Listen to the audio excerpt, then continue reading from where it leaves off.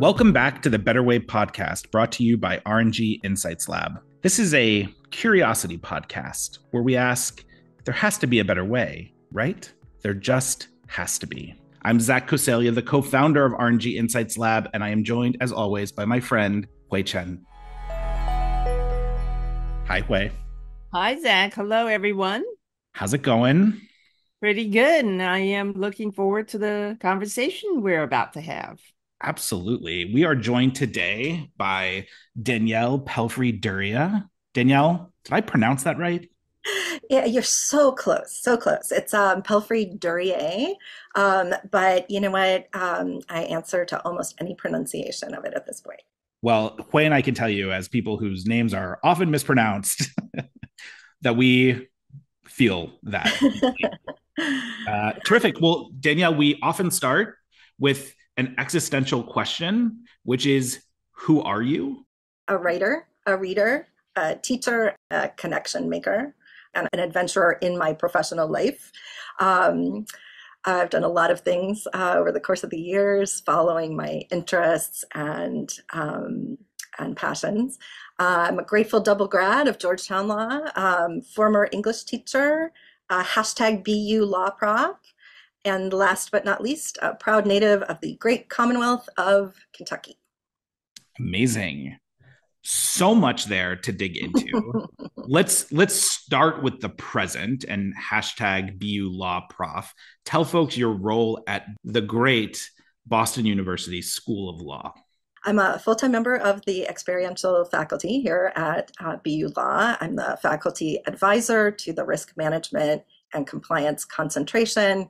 Most importantly, my core role is to direct the compliance policy clinic, which is the only law school clinic in the United States to focus exclusively on compliance. So let's talk a little bit more about your career trajectory before we talk specifically about the work that you're doing at BU, because you and I and Hui, we all share something, and that we have all worked for Ropes and Gray at one point in time. So talk to us a little bit about your career trajectory to hashtag BU Law Prof. I started out as a PhD student in an English department at the University of Virginia, and that's where I first fell in love with teaching. When I decided to leave English academia and go to law school, that was a disappointment that I wasn't going to teach anymore. But everything else was really exciting, obviously, about becoming a lawyer.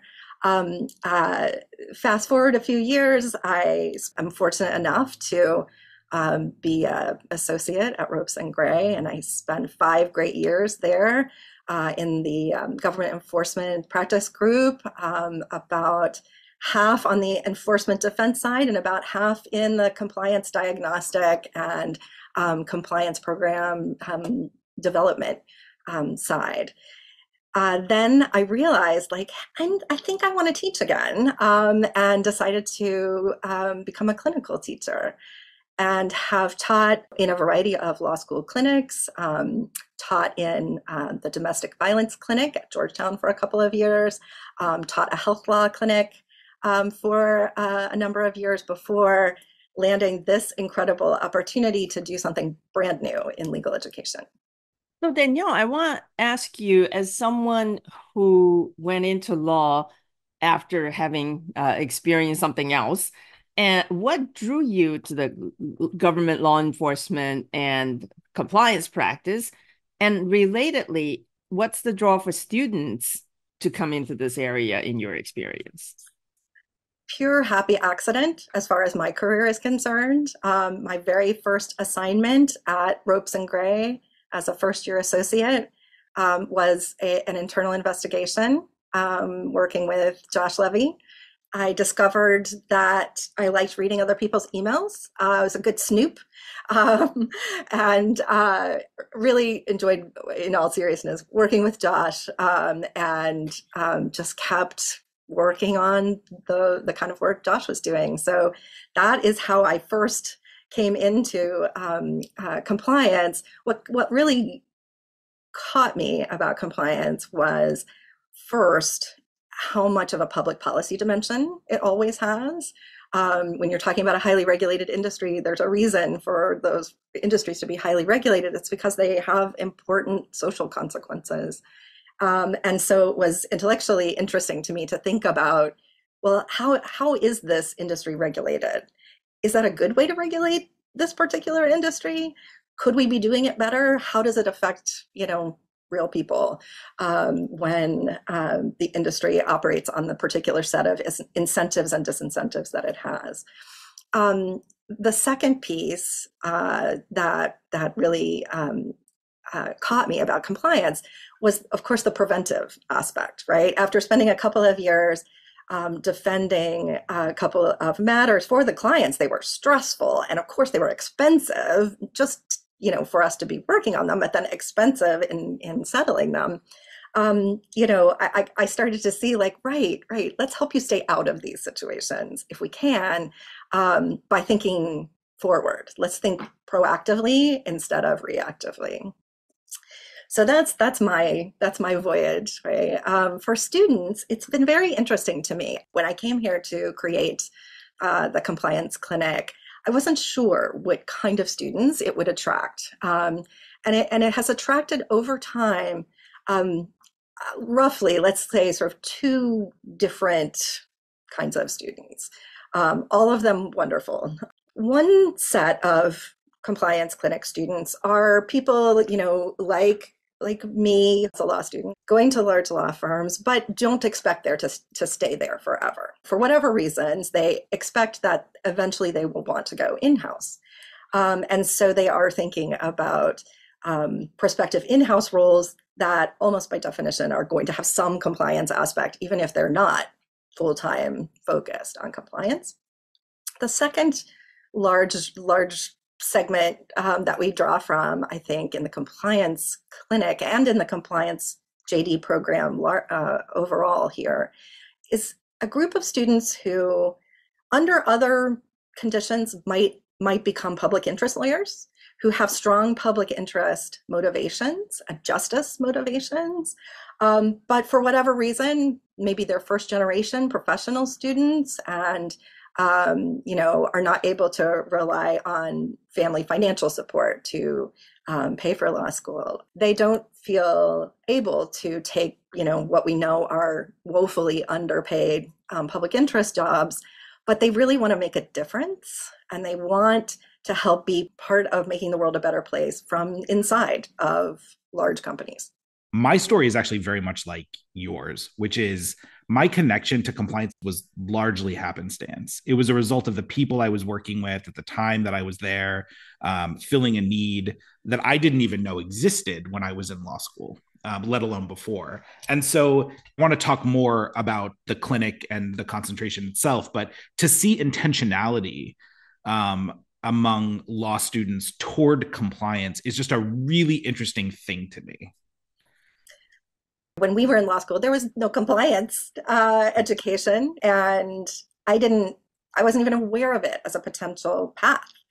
And part of what I have made it my mission to do here as the faculty advisor to the program is to make that route visible to students so that they don't have to luck into it the way that we did, Zach, but they can make deliberative choices about their career paths that enable them to end up in either compliance centered roles or hybrid roles that are compliance and legal, or even roles where they may not have a compliance function to their job, but they can bring more value because they are aware of compliance as a function, as a value, as an important part of any company's operations. Let's take a step back. Tell us about the program.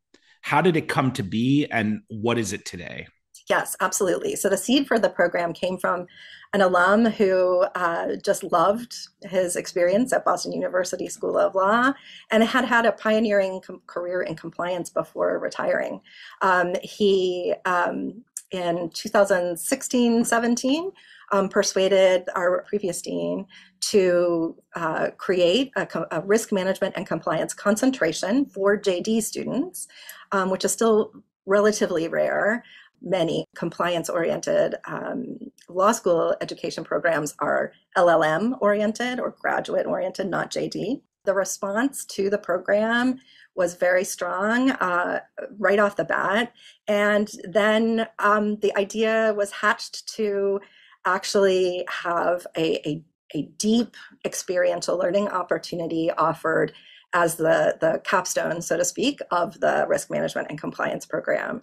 And that's when I came into the picture, happily being able to bring both the experience from practice in compliance and about 10 years of clinical teaching at that point experience as well. So I was, ready to hit the ground running to help students have a deep professional formation experience in this kind of business lawyering space. What is the experience like for the students? Great. So we have a seminar component and for lack of a better word, casework component. The seminar component is designed to demystify and practice legal skills, all the kind of basic core legal skills that you want a practitioner to have. We also use the seminar to kind of step back from the work and talk about kind of some of those public policy questions that I mentioned earlier that intrigued me when I was practicing. About how we regulate, why we regulate, and whether the way we regulate is effective, or whether it could change and be better. That piece is to prepare students to be able to lead our clinic's representation of live clients, that is to say, real clients, in real cases, real advisory matters. Our clinic is, like all of the clinics at Boston University Law, is its own independent law office. I'm the managing partner of the law office, and the students are student advocates in that office. They get to take the lead. Like all of our clinics, the students take the lead lawyering role in relationship to our clients. I am with them, every step of the way, 100% of the time, but they really get to act as the lawyer, as the counselor, as the advisor in our client relationships. That's true across the board in our clinics, and it's true nationwide in clinics generally, that's the goal, is to have students be effectively at the level of practice, even though they are still under the supervision of lawyers. We do all kinds of different things for our clients, and we have a pretty wide variety of different clients. So we're not just focused on healthcare or pharmaceutical and medical device industries. Right now we have a client that's a community bank. We have a client that is a small education not-for-profit that wants to go national. We have a pharmacy client. We always have at least one health-related client or healthcare client because I direct this clinic and I want to make sure that we always have that fun going on. Also because BU Law is such a noted health law program and we have so many students here who are really interested in health law. So that's an important offering for the clinic. But with our clients, we do a lot of different things. So we might conduct a risk assessment and develop a heat map for a client. We might write policies and procedures and create a plan for rolling them out, or even conduct training ourselves. For some clients, we have conducted audits and small internal investigations. And we also work on compliance-related non-client projects that touch on issues of broad societal concern. So we do lots of different things, just depending on what our clients need. These are real representations and real counseling that we're providing. So obviously, what our clients need is what we do. So interesting. How do these clients find you? That's a great question. I might say maybe it's that we find them, at least for now, although you're about to make us super famous on the podcast. Those prospective clients can find me on the BU Law website. It has been a little bit of a challenge. Anytime you're the first in a space, there's a little bit of a time that's needed for people to get used to the idea. And people just haven't been used to the idea that they might get really high quality free legal services in the compliance space from a law school clinic. traditionally law school clinics are focused on poverty law topics or startups, people who otherwise wouldn't have access to lawyers. Our clients, sometimes they're in that kind of situation, like a not-for-profit client, where they wouldn't be able to access legal services, certainly of the robustness that we're able to provide. For some of our clients, we are an opportunity to extend their capacity. They have capacity to run an effective compliance program, but we can help them with a special project, for example, that they've been wanting to do, but never have able to find the time to do. So yeah, there's been a little bit of a socialization period. And I will say we launched the clinic in spring 2020. So, folks were a little busy for the next year and a half or 2 years, managing the unprecedented developments of the pandemic. But we've always had clients for our students, and wonderful clients at that. Clients who also care about the development of the next generation of compliance lawyers, as well as can use some free legal services. Do you collaborate with the business school in any way? Yes, we have been gradually growing that collaboration, especially in terms of organizational behavior. I've been working with one of our professors over at the business school to really, make sure that we're enhancing our education of our students on how do organizations function, what makes people tick, what makes people comply, what helps people to do the right thing. So we've definitely been extending our work with them. I would love to do more with them over time. I think there are a lot of opportunities there, and I've had really wonderful conversations with the folks who are teaching business ethics, for example, about how to bring risk management, compliance, and ethics all together at the same time. I'm also thinking about their students, because their students will become your students' clients going into the future. So in some ways, you have a great experimental population that's exactly the people, your students will be working with should they come into this field. Great. So any thoughts there on what kind of collaboration you might want to see? Yeah, I'd love for our students to actually get to work with business school students on professional teams. That might be a little beyond the scope of the clinic, but it could be a great opportunity for coursework, for the concentration more generally.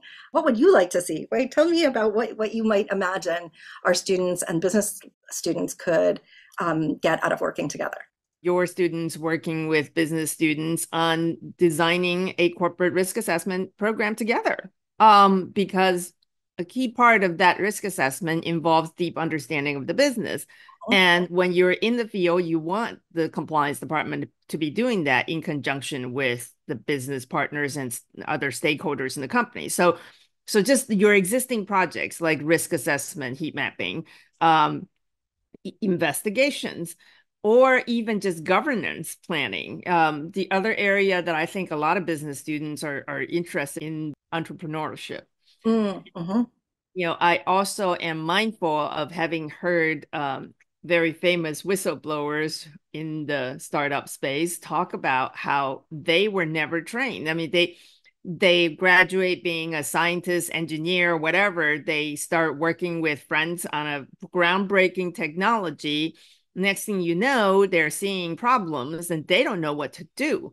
And I remember thinking at that time, boy, would it be nice if we can just plant the seed in these new entrepreneurs' head about these are the things to watch for. I mean, it's great that you have these products, you have, develop your company, grow your marketing.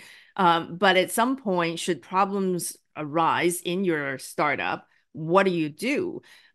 So even just implanting that idea of ethics and compliance as part of people's entrepreneurial concept, I think that would be something that I would love to explore. And in addition to that, I would want to see compliance clinics working with medical school, with nursing school, school of pharmacy, because you have all of these ethical questions that all of those students are grappling with. They're not separate from the ethics and compliance issues that compliance people deal with.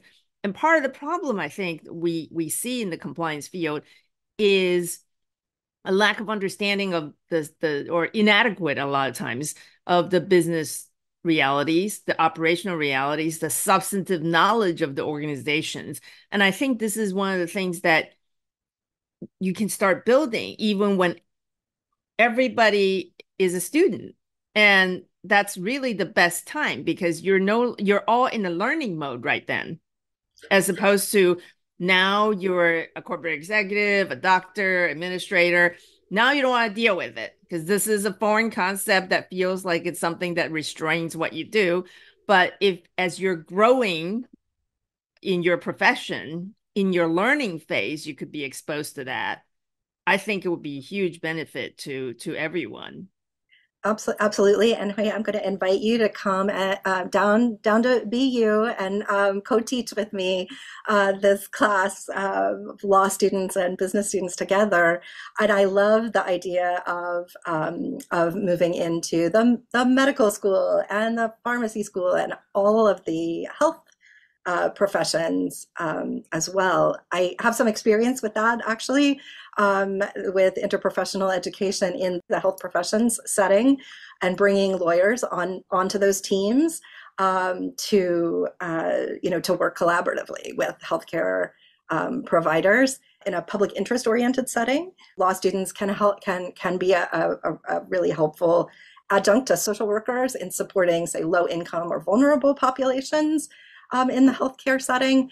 But I love this idea of expanding interprofessional education to include the management of the healthcare institution and to find, as you said, in the education phase of people's careers before they're dealing with all of the day-to-day craziness that is just being the professional.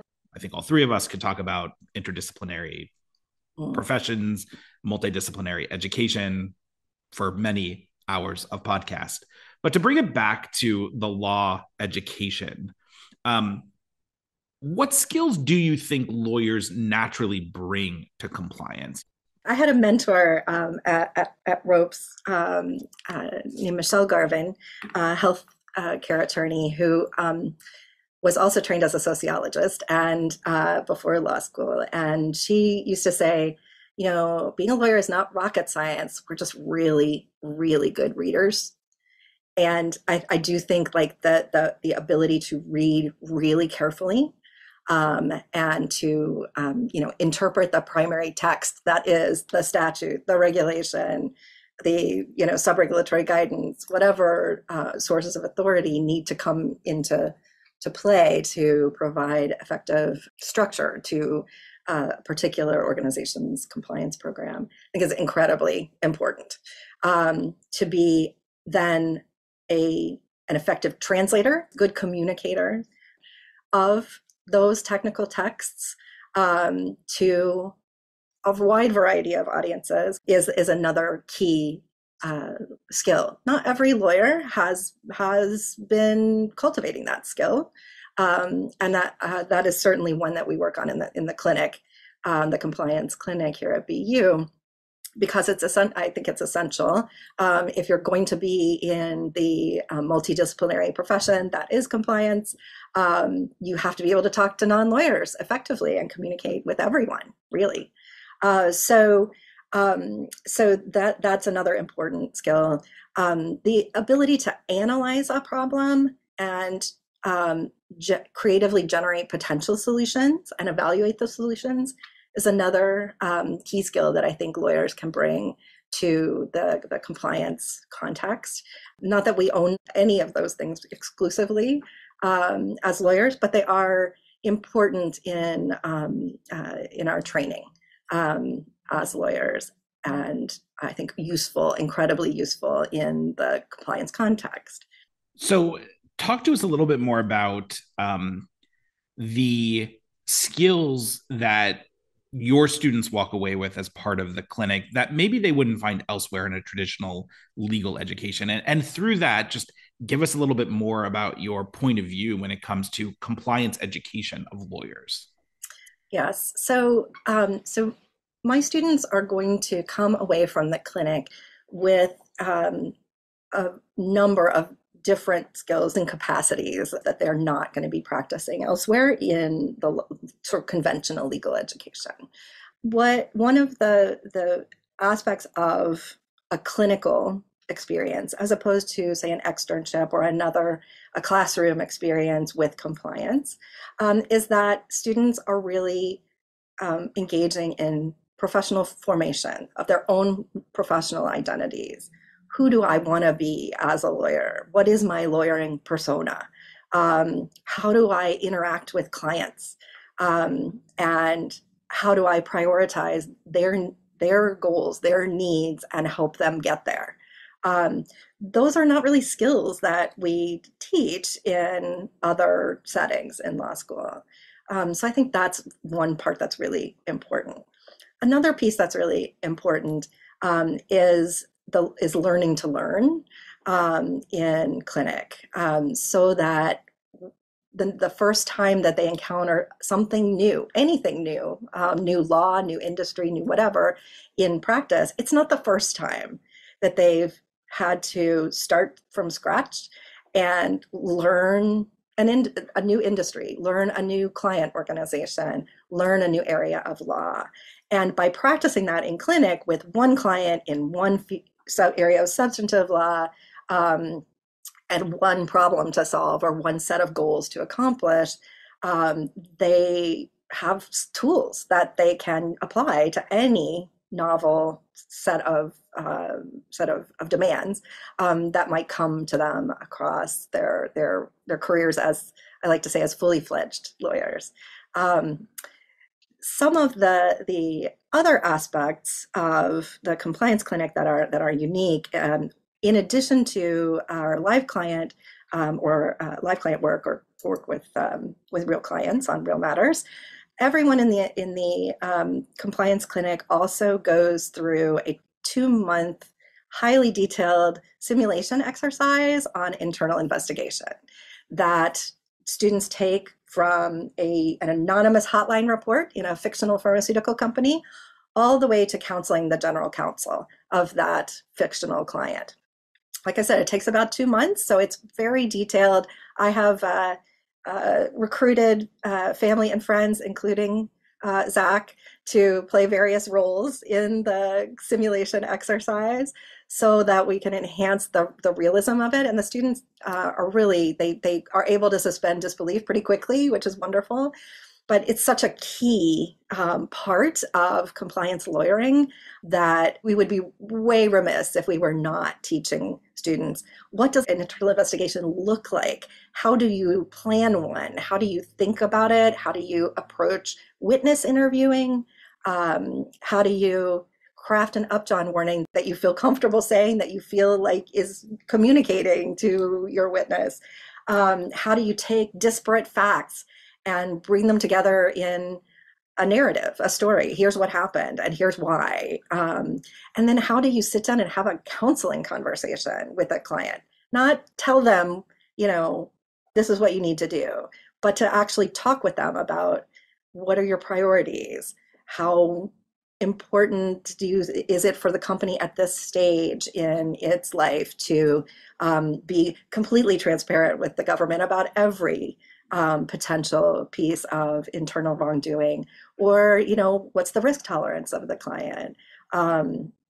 And how do we go back into an existing program and enhance that program after an internal investigation reveals some fault in what's going on? So that is unique to my knowledge also in legal education.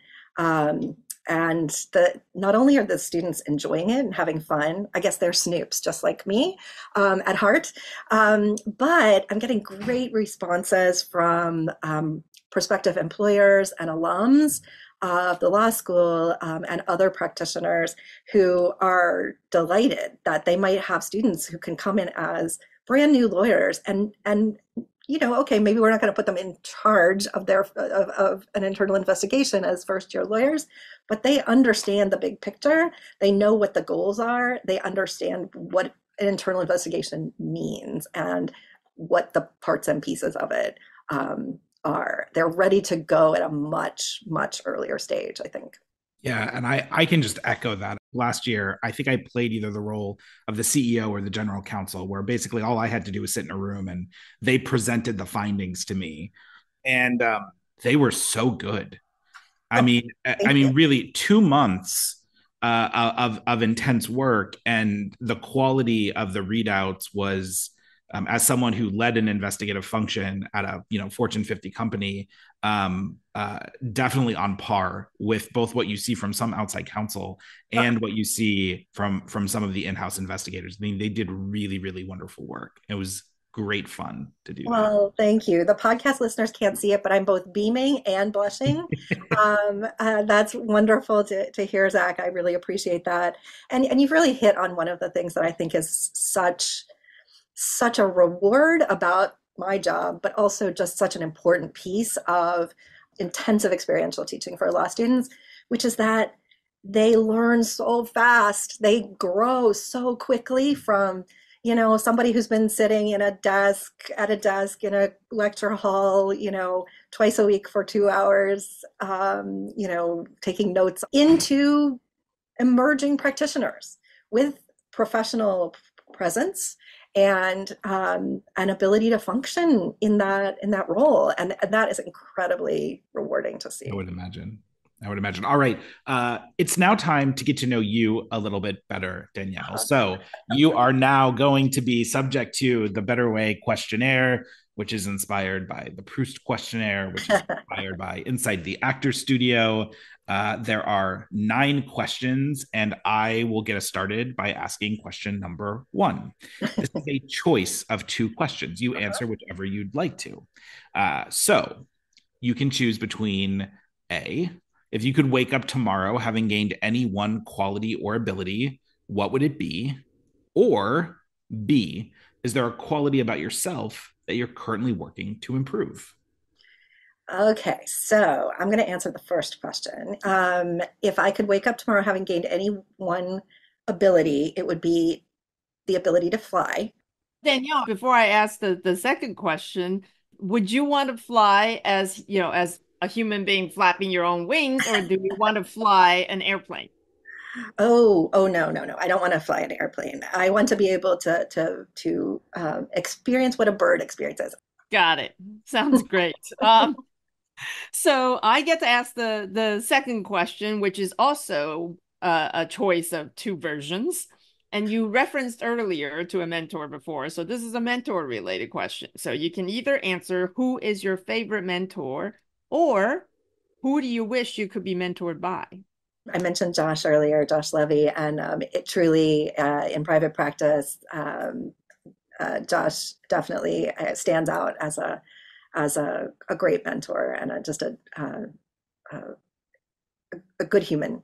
In clinical teaching, my greatest mentor has been my friend and longtime colleague, Deborah Epstein, who directs the domestic violence clinic at Georgetown Law. I worked for her. I actually went to school part-time and worked full-time in law school. And so I worked for her all through law school, as well as later as one of her fellows. So I learned so much about teaching and teaching clinic in particular from her. All right. Question number 3. What is the best job, paid or unpaid, that you've ever had? Best job I've ever had is teaching law school clinic. So I guess I've got the dream job. It really, really is fun and so rewarding. The next question is, what is your favorite thing to do? Definitely travel. I'm with you. I think a follow-up question is necessary. sort of either the favorite place that you've been, or a place that you're going to soon, or a place that you haven't been that you really want to go to?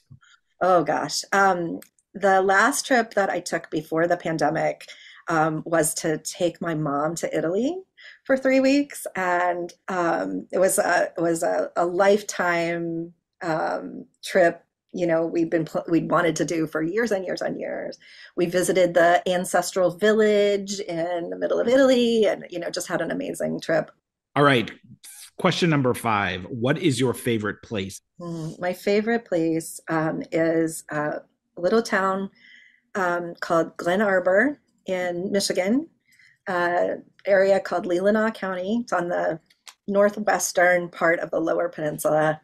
My parents took me there every summer when I was growing up, and we still go each summer. It's just beautiful, peaceful. Definitely my happy place, as they say. Oh, that's wonderful. Next question is, what makes you proud? Seeing my students grow into practitioners in the course of the semester in the way I was describing earlier, and then getting to watch their careers unfold. I've been teaching long enough now that some of my students are coming into the full flower of mid-career, and it's thrilling to see where they're ending up, how they're doing, what they're doing. And it's always just a treasure when I get to talk to former students too, which happens regularly. I am also very proud of teaching one of my cats to sit up for treats. All right. Well, from the deep to the cat to the not so deep at all. Question number 7 is, what email sign off do you use most frequently? This is very telling, I think, for me. It's thanks, exclamation point. So thanks. We've had debates before about the use of the exclamation point. I fully endorse it. So I'm with you on that. I like that. Yep. So the next question is, what trend in your field is most overrated? Okay, I think I might make some enemies on this, but I'm going to go with generative AI.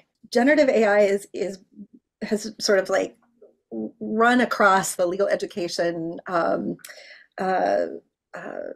radar in ways that are both terrifying and then also just totally overblown. So like lots of law school professors are worried about the impact of generative AI on academic integrity and exams and all that sort of thing.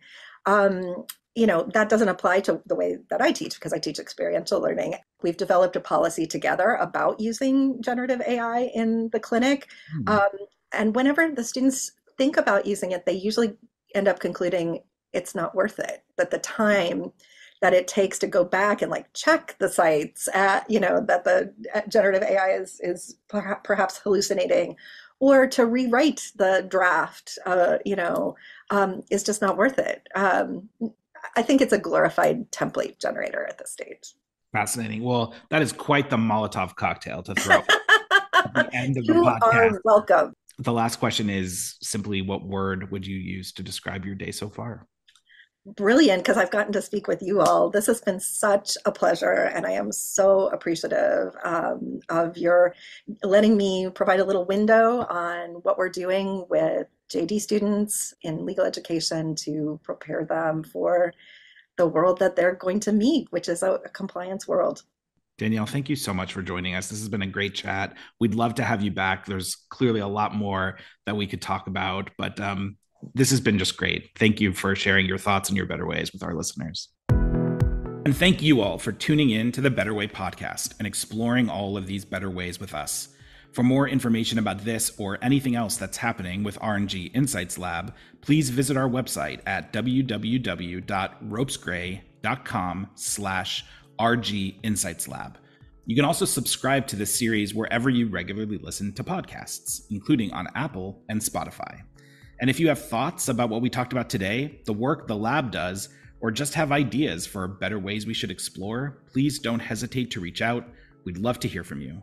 Thanks again for listening.